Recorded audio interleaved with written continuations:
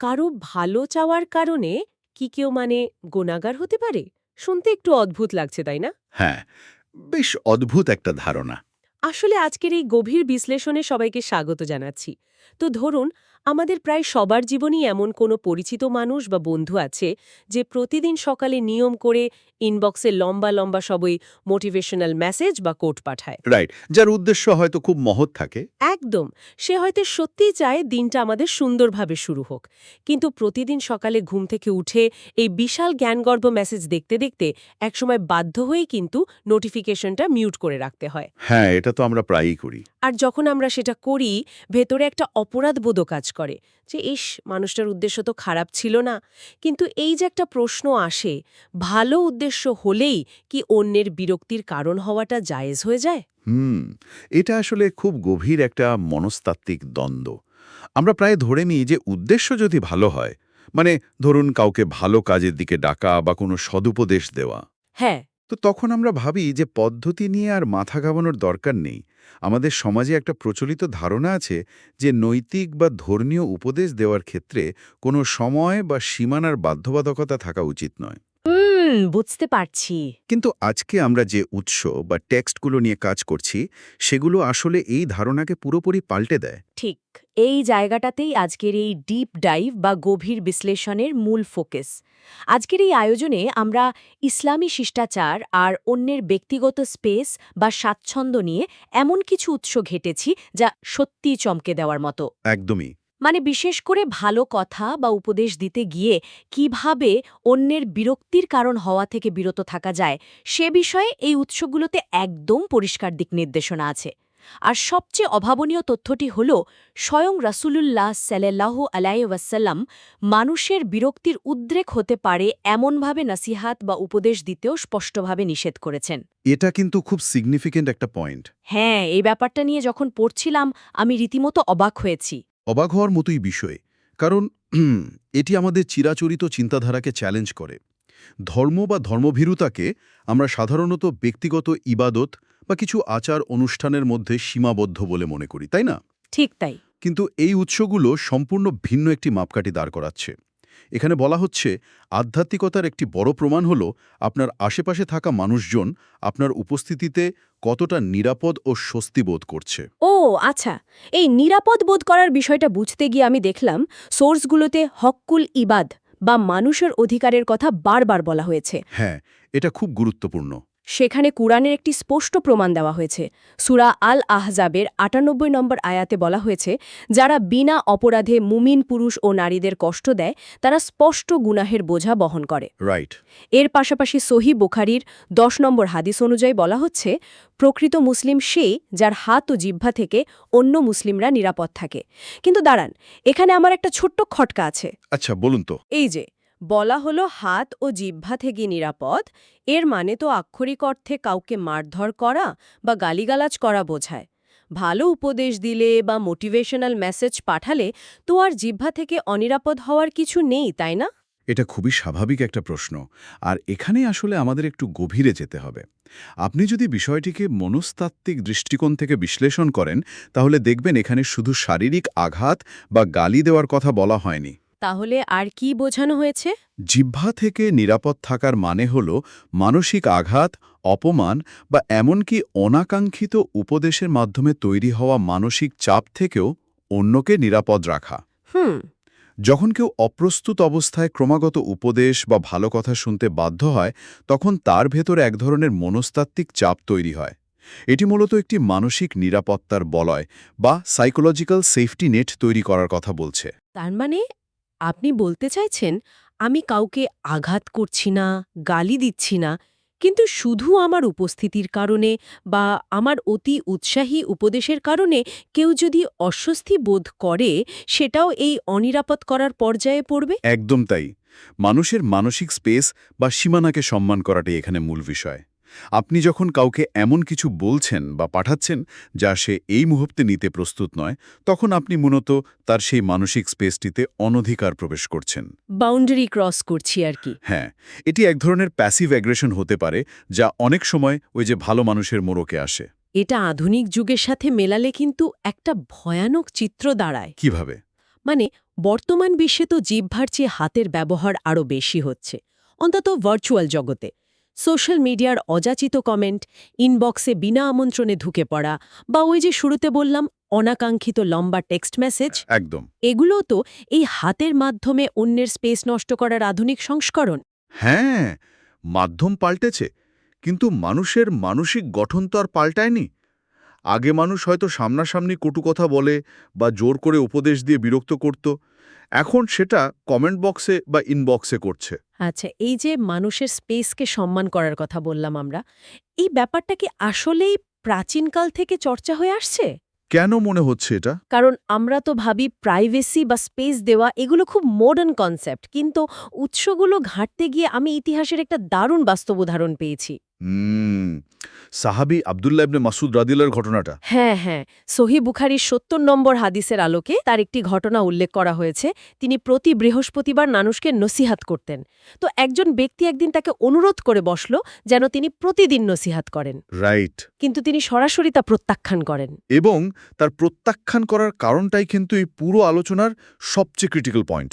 হ্যাঁ, তিনি কারণ হিসেবে জানান যে মানুষ যেন বিরক্ত না হয় সেদিকে তিনি লক্ষ্য রাখেন।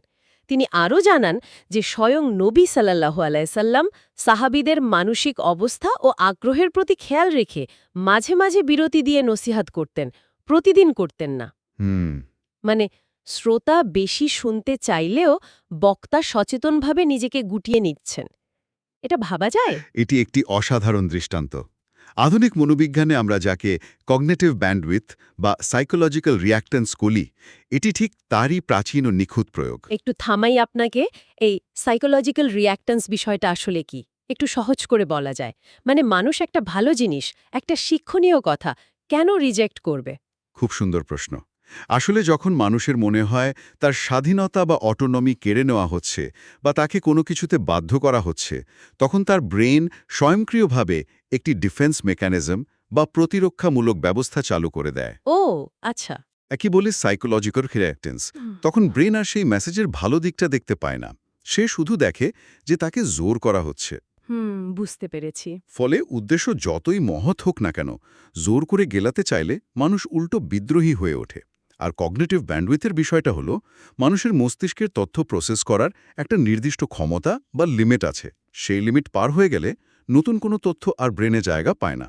দারুণ বলেছেন। আমি বিষয়টা একটা উপমা দিয়ে বোঝার চেষ্টা করছিলাম। আমার মনে হয় মানুষের ব্রেন আসলে একটা স্পঞ্জের মতো। স্পঞ্জ? আচ্ছা।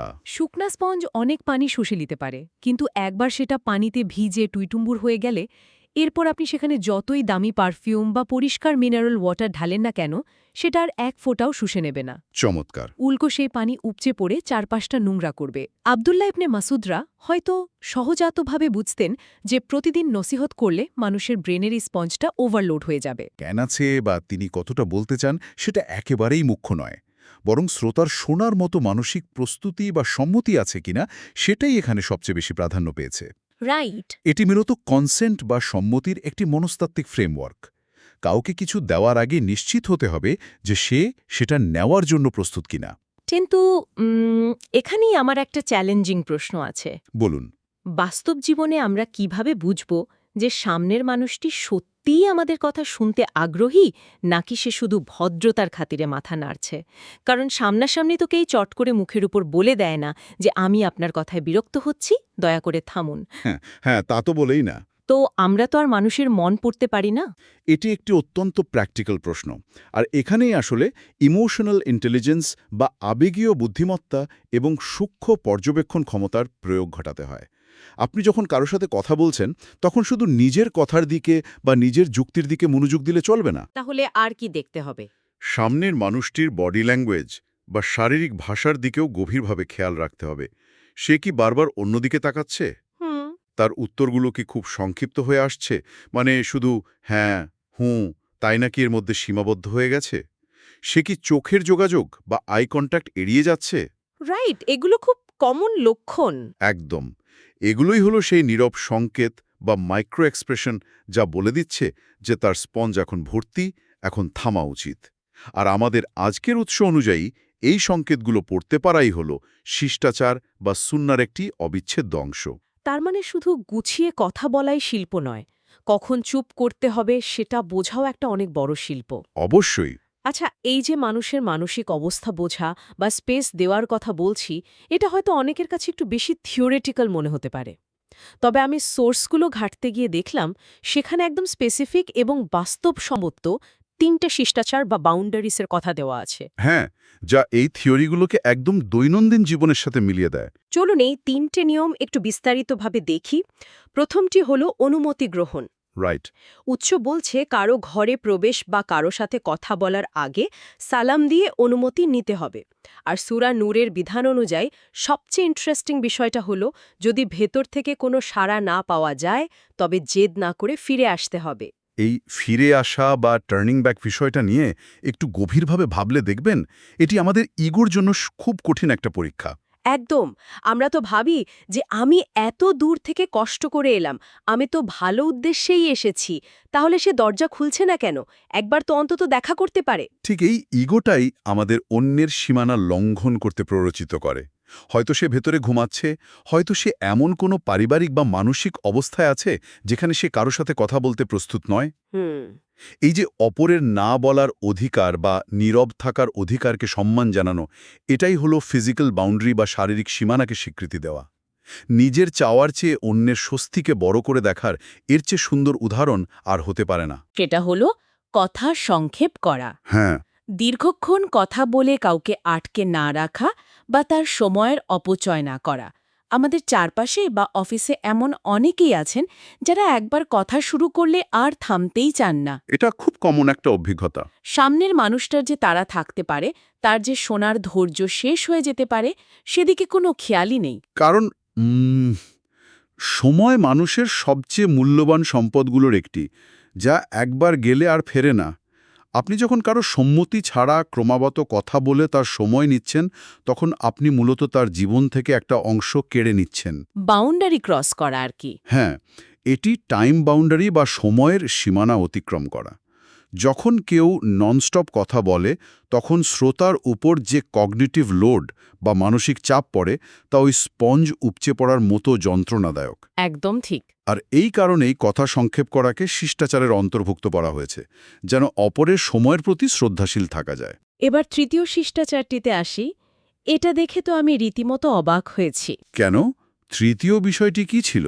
গোপনীয়তা রক্ষা বা প্রাইভেসি।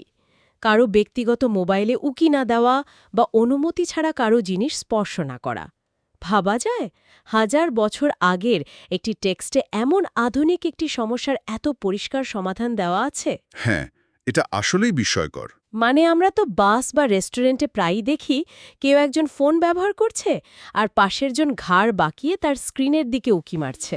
আপনি যে বিস্ময়ের কথা বলছেন সেটা খুবই যৌক্তিক, কিন্তু একটু ভেবে দেখুন, মানুষের ব্যক্তিগত গোপনীয়তার ধারণার আসলে কোনো নির্দিষ্ট যুগ নেই। প্রাইভেসি কোনো প্রযুক্তির নাম নয়, এটি মানুষের একটি মৌলিক মনস্তাত্ত্বিক প্রয়োজন। প্রাচীনকালে সেটা হয়তো কারো ঘরের দরজা বা জানলার পর্দা সরিয়ে উকি দেওয়ার বিষয় ছিল, আর আজ সেটা স্মার্টফোনের স্ক্রিনে উকি দেওয়ার বিষয়ে পরিণত হয়েছে। মাধ্যম পাল্টেছে কিন্তু কনসেপ্ট একই রয়ে গেছে। একদম। একজন মানুষের এমন একটি ব্যক্তিগত পরিসর দরকার যেখানে সে কারো নজরদারি ছাড়া নিজের মতো থাকতে পারে। এটা একটা দারুণ দৃষ্টিভঙ্গি। আসলেই তো স্মার্টফোন হলো বর্তমান যুগে আমাদের সবচেয়ে ব্যক্তিগত ঘর বা স্পেস। সেখানে কারো মেসেজ বা ছবিতে অনুমতি ছাড়া উকি দেওয়া মানে তো সেই সূরা নূরের নিয়মেরই লঙ্ঘন। রাইট। মানে অনুমতি ছাড়া কারো ঘরে প্রবেশ করা, এটা তো এক ধরনের মনস্তাত্ত্বিক অনুপ্রবেশ। একদম নিখুঁত বলেছেন। এই উঁকি দেওয়াটা মানুষকে এতটা বিরক্ত করে কেন জানেন? কেন? কারণ এটি সরাসরি মানুষের অটোনমি বা নিজের তথ্যের উপর নিয়ন্ত্রণের অধিকারকে খর্ব করে। যখন আমরা এই তিনটি বিষয় মানে অনুমতি গ্রহণ, কথা সংক্ষেপ করা এবং গোপনীয়তা রক্ষা একসাথে মেলাই, তখন আমরা মূলত মানুষের শারীরিক সীমানা, সময়ের সীমানা এবং ডিজিটাল সীমানার একটি পূর্ণাঙ্গ রূপরেখা পাই। ওয়াও! এই নিয়মগুলো শুধু কিছু প্রাচীন ধর্মীয় অনুশাসন নয়, বরং এগুলো হলো একটি সুস্থ, সহনশীল ও সম্মানজনক সমাজ নির্মাণের একদম বেসিক ফাউন্ডেশন। তাহলে আজকের এই গভীর আলোচনা থেকে আমরা মূলত কি অন্তর্দৃষ্টি পেলাম? আমরা দেখলাম যে ইসলাম মানেই হলো শান্তি, আর সেই শান্তি আকাশ থেকে এমনি এমনি নেমে আসে না। ঠিক। বরং তা শুরু হয় আমাদের নিজেদের দৈনন্দিন আচরণ দিয়ে।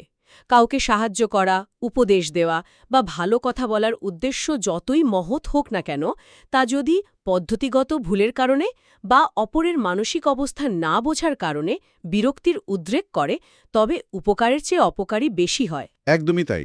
সুন্নাহার মূল শিক্ষাই হল মানুষের বিরক্তির কারণ না হয়ে তার প্রশান্তির কারণ হওয়া। অন্যের মানসিক জগৎ, তার সময় এবং তার গোপনীয়তার প্রতি শ্রদ্ধাশীল হওয়াটা কোনো অতিরিক্ত ভদ্রতা বা অপশনাল বিষয় নয়, বরং এটি একটি মৌলিক দায়িত্ব। ঠিক। আমাদের বুঝতে হবে যে মানুষের অধিকার কেবল আর্থিক বা আইনি বিষয়ের মধ্যেই সীমাবদ্ধ নয়, এটি মানুষের ইমোশনাল বা আবেগীয় অধিকারের সাথেও গভীরভাবে জড়িত।